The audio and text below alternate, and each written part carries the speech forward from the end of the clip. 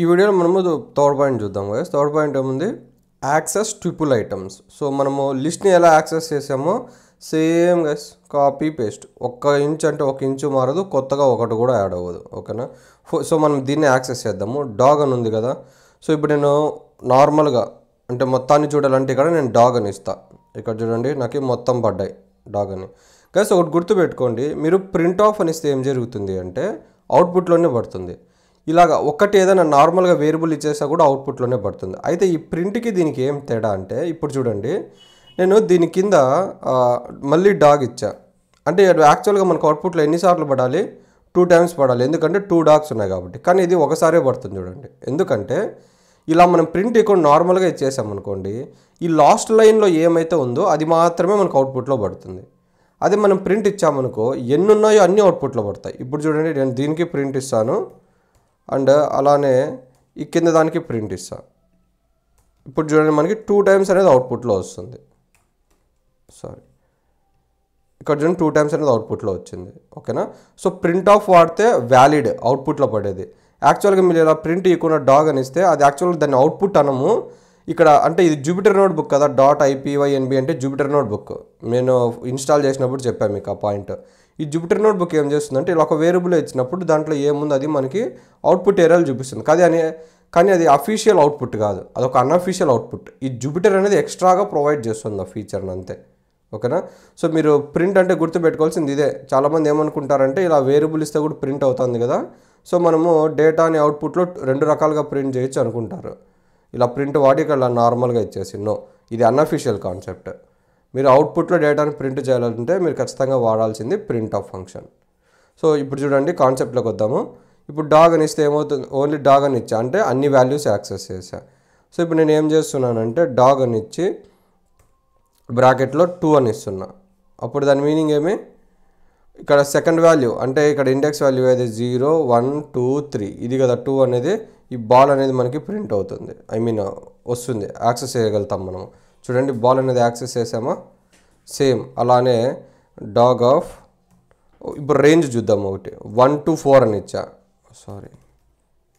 Dog of 1 to 4 అని ఇచ్చా అంటే దాని మీనింగ్ ఏమి, నెంబర్ 1 ఇండెక్స్ నుంచి స్టార్ట్ అయ్యి ఈ వాల్యూ కంటే ముందున్న వాల్యూ వరకు యాక్సెస్ చేస్తుంది. సో ఇది 1 కదా అంటే ఇది 0, ఇది 1 2 ఇది 3. సో ఇక్కడ 1 నుంచి స్టార్ట్ అయ్యి ఇక్కడ 4 ఏమి ఇచ్చాము, 4 అంటే ముందర 3 ఇక్కడ వరకు యాక్సెస్ చేస్తుంది. అంటే ఇక్కడ నేను నెంబర్స్ రాస్తా చూడండి మీరు కన్ఫ్యూజన్ లేకుండా. దీన్ని ఇది 0th ఇండెక్స్, ఇది 1 ఇండెక్స్, ఇది 2 ఇండెక్స్, ఇది 3 ఇండెక్స్. ఇప్పుడు చూడండి 1 to 4 అంటే మనకి 1 నుంచి స్టార్ట్ అయ్యి 3 వరకు వస్తాయి. సో 1 నుంచి స్టార్ట్ అయ్యి 3 వరకు వస్తాయి అంటే 2.45 బాల్ 2.45 వస్తుంది. చూడండి రన్ చేస్తున్నాం, చూడండి మనం ఇది యాక్సెస్ చేసాం. ఓకేనా. అండ్ దెన్ ఇప్పుడు నెగిటివ్స్ చూద్దాం.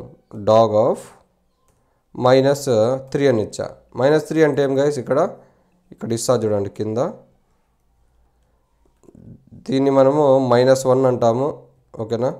ఇదేమో -2 అండ్ దెన్ ఇదేమో -3 అండ్ ఇదేమో -4.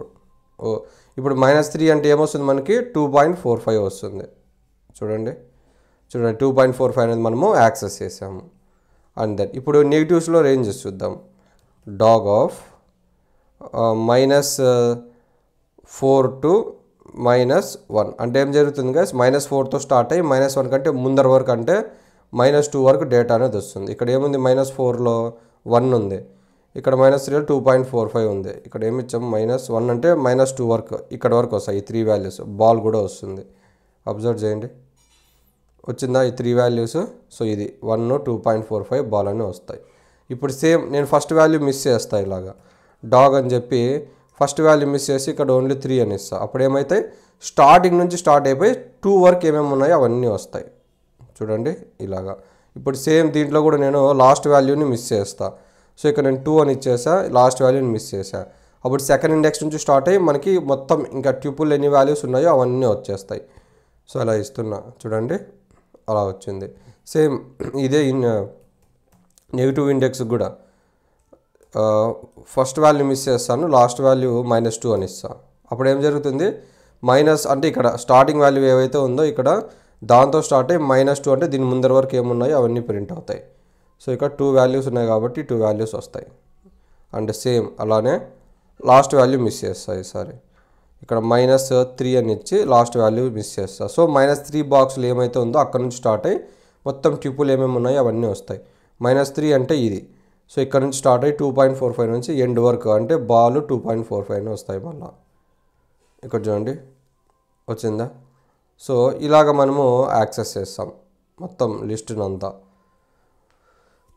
ట్యూపుల్నంతా మనం ఇలాగే యాక్సెస్ చేస్తాం. సేమ్ గైస్ ఇప్పుడు దీంట్లో నేను కొత్త కాన్సెప్ట్ ఏమని చెప్పినా, లిస్ట్లో ఇదే చెప్పినా, క్యారెక్టర్స్లో ఇదే చెప్పినా, అవునా?